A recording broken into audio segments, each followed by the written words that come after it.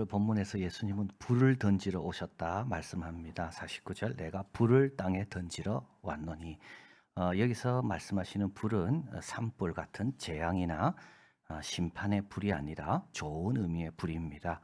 나쁜 것을 태우는 거고요. 연단을 통해 가치 있는 보석이 되게 하는 것, 또 우리 심령이 뜨거워지게 하는 것, 또 불이 막 번져가듯이 이 좋은 영향력, 복음이 다른 것으로 막 퍼져가는 것. 이것이 예수님이 말씀하시는 불입니다. 예수님은 이 불을 땅에 던지러 왔고요. 그런데 이미 불이 붙었으면 내가 무엇을 원하리요? 아직 붙지 않았습니다. 요 당시는요. 왜냐하면 50절에 나는 받을 세례가 있으니 이건 이제 십자가를 뜻하고 십자가를 통해 이제 구속이 완성돼야지만이 이때 이제 예수님께서 불을 우리에게 주신다는 그런 뜻입니다. 그 이루기까지 나의 답답함이 어떠하겠느냐.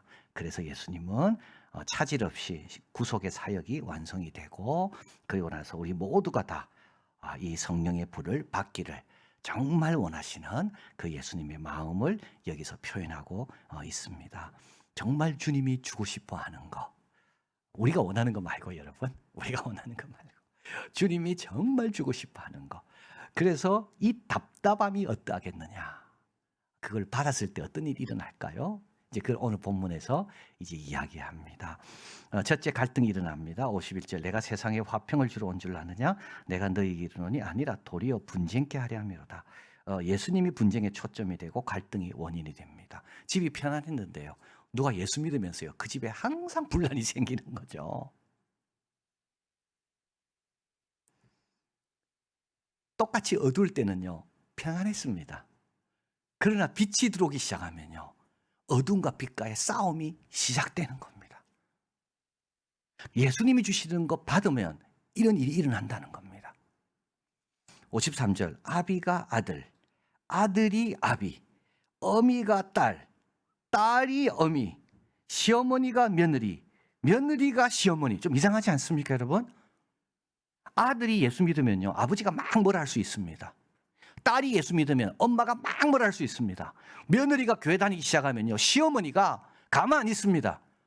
그런데요. 그것만 되는 게 아닙니다. 아버지가 예수 믿으면 아들이 막 대듭니다. 시어머니가 예수 믿으면 며느리가 가만 안 있습니다.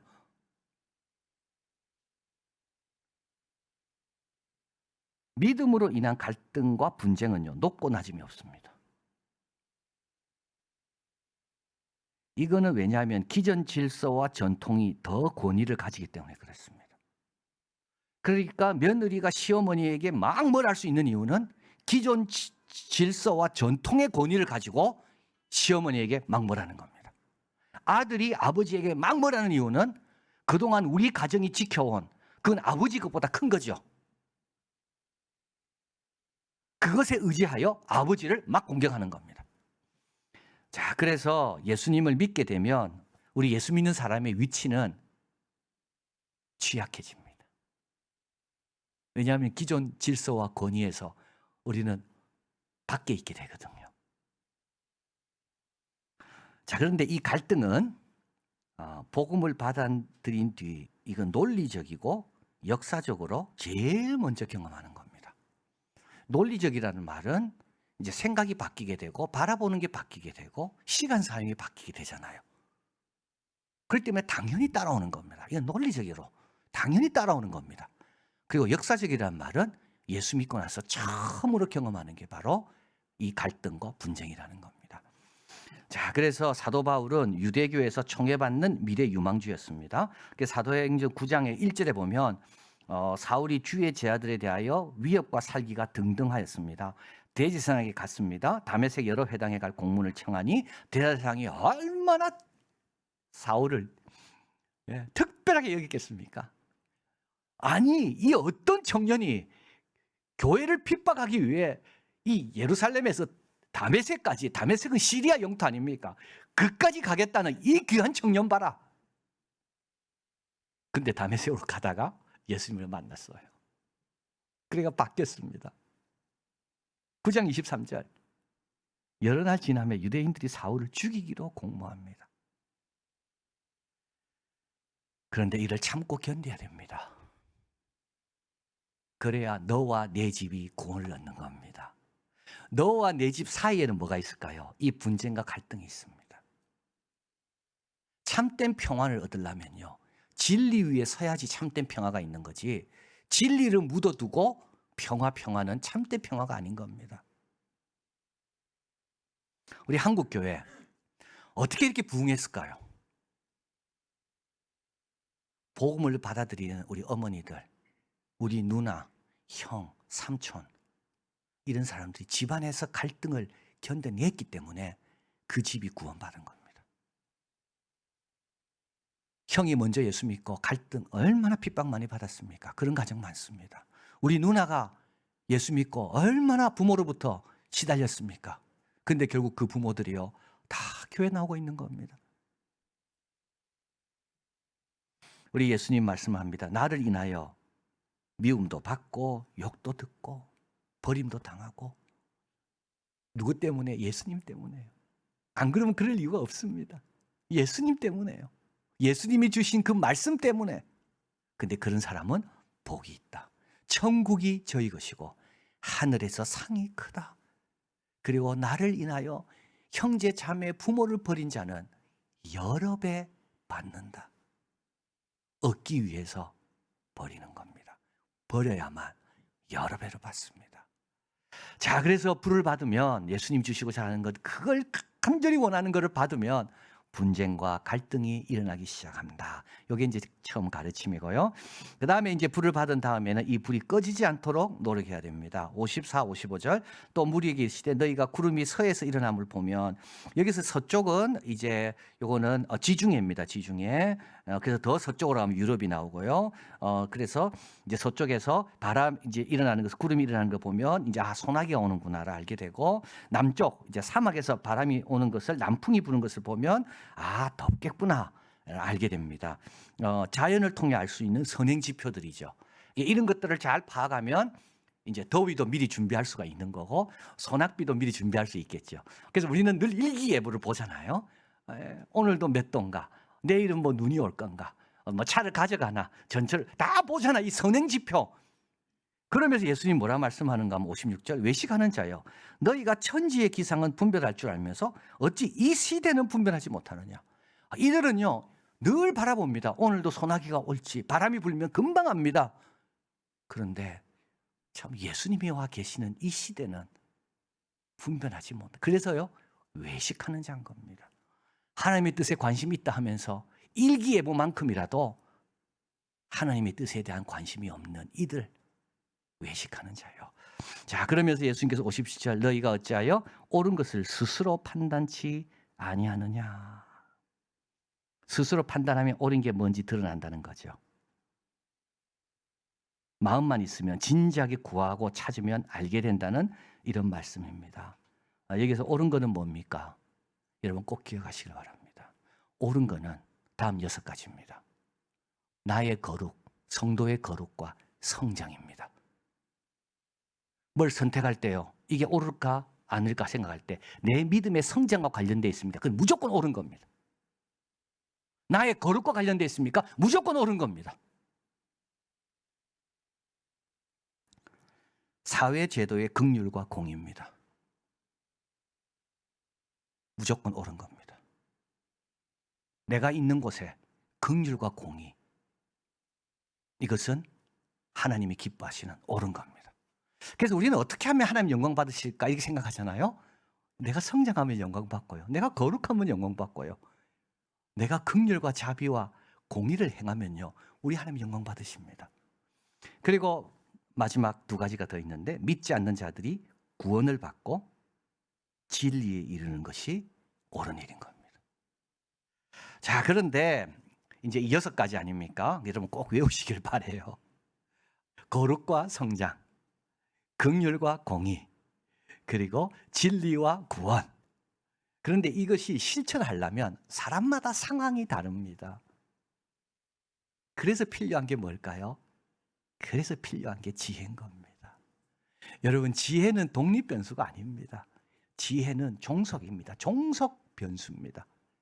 이 하나님의 6가지 옳은 일을 내가 행하기 위해서 내 처한 형편에서 어떤 것이 이 일의 실행의 요인이 될까? 그게 지혜인 겁니다. 그래서 옳은 일을 분별한다는 말은 이 6가지를 오늘 이 현장에서 이 자리에서 어떻게 하는 것일까를 자꾸 마음을 하나님께 구하고 지혜를 구해서 그게 알려졌을 때 그를 실천하는 것이 옳은 일을 구하는 겁니다. 그러면 어떻게 됩니까? 불이 꺼지지 않습니다. 불이 자꾸 옆으로 나갑니다. 지난 주일 데스몬드 투투 남아공 성공의 주교가 90세로 소천했습니다. 이분은 의사가 되고 싶었습니다. 자기 아버지는 교사였는데요. 그런데 집이 너무 가난해서 의과대학 갈 수 있는데 갈 형편이 안 됐습니다. 그래서 아버지의 뒤를 따라 교사가 됐습니다. 그러나 그는 교사 된 걸 후회하지 않았습니다. 의사 못 된 거 그는 슬퍼하지 않았다고 합니다. 열심히 학교에서 가르쳤습니다. 그러다가 이제 흑인을 차별하는 법이 통과되게 됩니다. 남아공에. 그래서 교사직을 그만둡니다. 근데 이분이 성공의 교인이었는데 이때 성공의 신부가 우리 성공의 가운데 흑인 가운데 대학 교육을 받은 사람이 없는데 당신이 좀 성공의 신부가 되면 어떻겠냐. 근데 그렇게 제안을 했습니다. 근데 그 제안을 한 분이 어떤 분이냐면 백인 성공의 신부인데 자기 엄마 흑인 여성 앞에서 모자를 벗어 인사를 하더라는 거예요. 그게 자기가 평생 백인 남성이 흑인 여성에게 모자를 벗어 정중하게 인사한 걸 처음 본 겁니다. 그래서 이분이 이제 성공의 신부가 됐습니다. 그리고 이제 인종차별 정책을 철폐하는 여러 가지 이제 운동들, 데모들이 많았고 넬슨 만델라와 모든 정치인들은 다 투옥됐고 결국 남아 있는 곳이 종교계였거든요. 그때 이분이 이제 종교계 또 남아공을 대표로 해서 이제 이 시위에 앞장서게 됩니다. 그런데 이분은 특징이 있어요. 비폭력이에요. 그래서 미움도 많이 받았어요. 근데 끝까지 비폭력.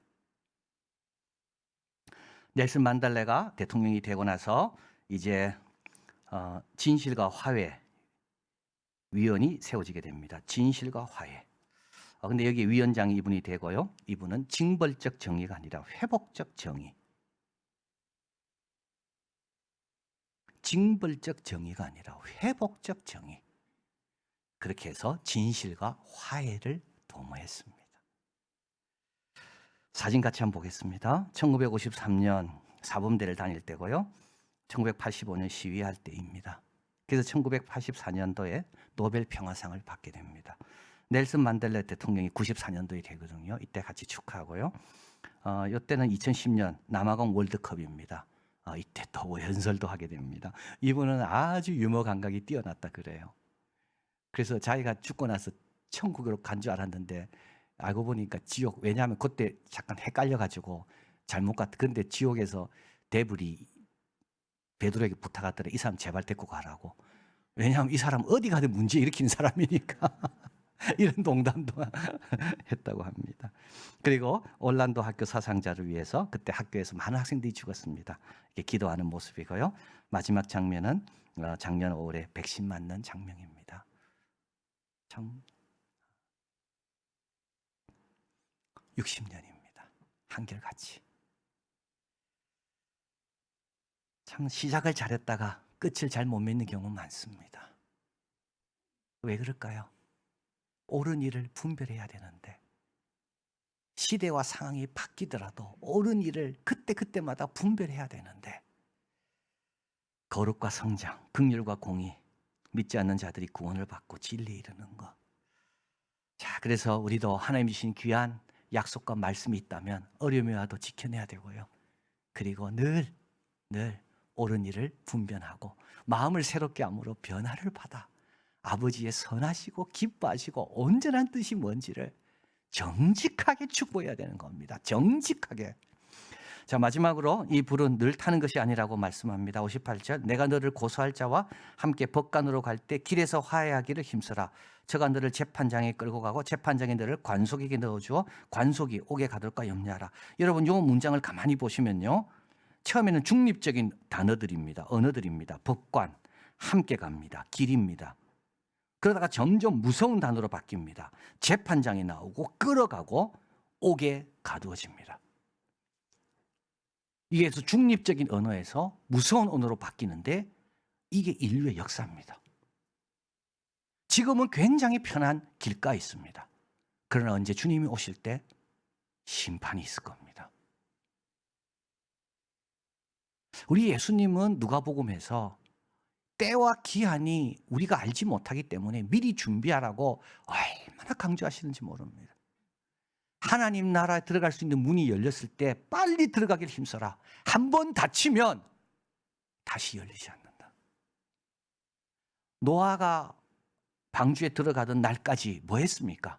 장가가고 시집 갔습니다. 이거는 무슨 뜻이냐 하면 그냥 평범한 일상이었다는 겁니다. 평범한 날입니다. 그런데 홍수가 내리기 시작합니다. 소돔과 고모라에 불과 유황이 내릴 때는 어땠습니까?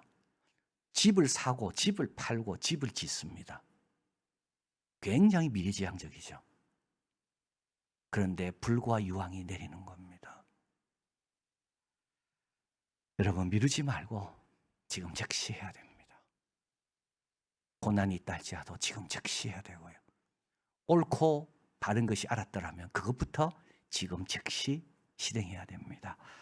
자, 올해 다른 것보다 주님이 주시는 말씀과 약속을 받으려고 하시길 바랍니다.